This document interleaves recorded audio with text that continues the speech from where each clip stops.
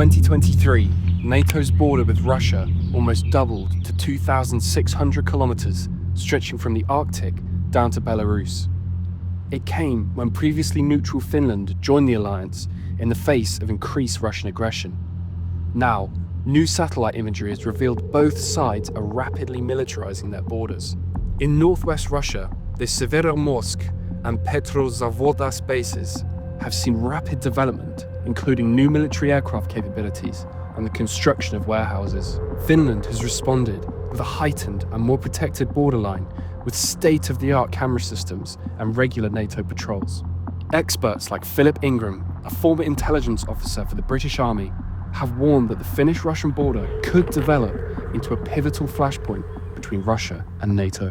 Finland has just joined NATO, and as it joined NATO, Russia came out with its usual rhetoric in threatening Finland and everything else. And of course, it's got a huge border, hundreds of kilometers long, with Russia, but it's also got history with Russia. During the Second World War, Finland lost about 12% of its territory to Russia going in and taking it.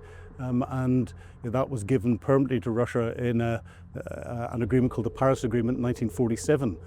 So Finland knows what it's like for the Russians, or then it was the Soviets, to invade, steal territory and have to give that up.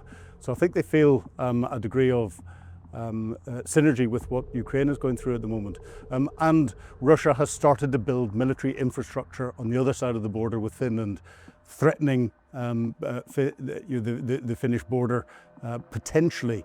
Whether Russia's got the ability to put any military capability into that infrastructure is a different matter. But Finland is preparing, because if you don't prepare and you haven't got defensive capabilities ready, then you're almost inviting people to come and try to come in, and then it's much more difficult to build up your forces to push them out again. Russia is rebuilding a lot of its old outposts. Now, you'd expect that because Finland is now joined NATO. Russia sees NATO as an aggressor rather than purely a defensive organisation, which they keep getting this subtly wrong. However, the building of those, or the rebuilding of those positions will allow the Russians, if they wanted to put more offensive capability in the region, and therefore begin to threaten the Finnish border more.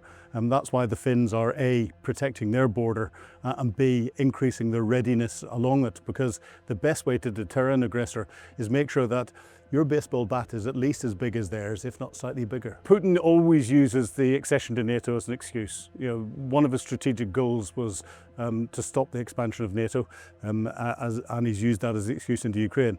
He's actually caused the expansion of NATO. Finland and Sweden, before Russia invaded Ukraine, Finland and Sweden were very proud of their neutrality, and very defensive of their neutrality. They wanted to stay neutral. They suddenly realised the threat, and suddenly realised the best way to mitigate that threat is from within a partnership of nations where they will come together rather than have to do it on an individual national basis and then go out for help should anything happen. And again, as I say, Finland has that history of losing territory at the end of the Second World War to the old Soviet state. But Vladimir Putin wants to regenerate the Soviet state, but under Russia, with him as the Tsar at the centre of it. I think the overall nervousness, and this is where you then get what's called an arms race. So as one side builds up, another builds its defences, then that side builds up even more, and then you have to build up even greater defences. That's what the Cold War was, effectively. Mind you, the Cold War bankrupted Russia, and that's why they lost. Russia's got no threat from Finland whatsoever, because Finland is not an aggressor nation, and it's part of an alliance that is purely a defensive alliance. If anyone reads any of NATO's founding principles and everything else, it's all about collective defence. There's not collective attack in there whatsoever. But it suits Vladimir Putin to create a bogeyman that he can throw out to the Russian people and justify his huge expenditure on defence matters, and justify some of his activities, because it's always the West, it's always NATO. Which seems a bit crazy, because Vladimir Putin has actually sent Russian troops to be part of NATO operations beforehand. He turns around and says, Kosovo was proof that NATO was an aggressor nation. Well, the Russians were part of the force that came into Kosovo. They arrived 24 hours before the NATO force did inside Kosovo itself, but that's because they had actually stolen, their spies had stolen the wrong plan. I was a planner at the time. I knew what was going on. And when asked why the Russians were coming in, I said, they've clearly got our operation plan, but they've got an old version because we've delayed our crossing the border by 24 hours. They're coming 24 hours early. So Putin uses NATO as an aggressor, as an excuse just to justify his thinking whenever he wants to do it. The Finns have a fantastic military capability already. And what they're doing is they are integrating properly with NATO. So we're starting to see an awful lot more NATO surveillance capability, ISTAR, intelligence, surveillance, reconnaissance, and if needed, target acquisition capability. That's flying up and down the Finnish border to help understand what the Russians are doing. So that's something that NATO is adding value with. Finland is also increasing the readiness of its regular troops and increasing the training of its reserve troops. It's got huge numbers. And making sure that its equipment is up to the right level of capability.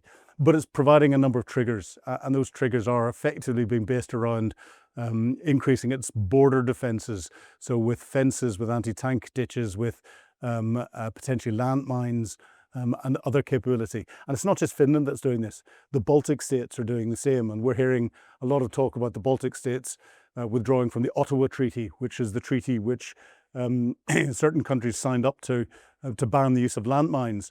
Ukraine has said that it's going to withdraw from the Ottawa Treaty because effectively they're trying to defend their defensive positions, not using anti-personnel landmines, when the opposing force, Russia, which isn't a signatory to the Ottawa Treaty, is using them for their defensive positions. So it's defending with one arm tied behind your back.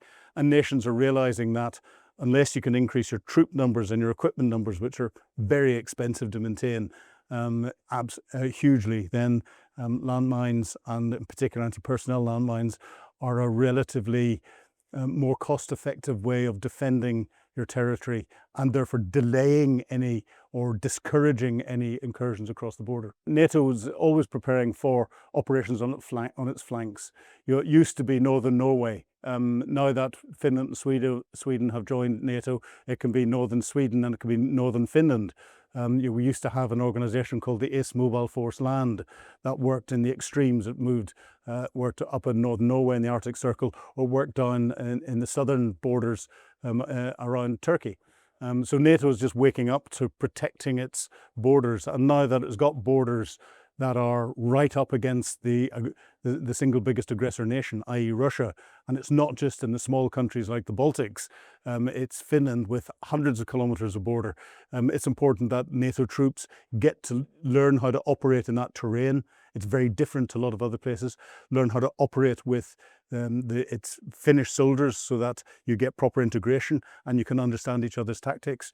I've fortunately worked with the Finns and the Swedes and the Norwegians on different United Nations operations overseas, and they are fantastic troops and we work very well together. But the more you practice, the more it becomes second nature. The more it becomes second nature, the greater strength that you provide in your defensive or offensive operations.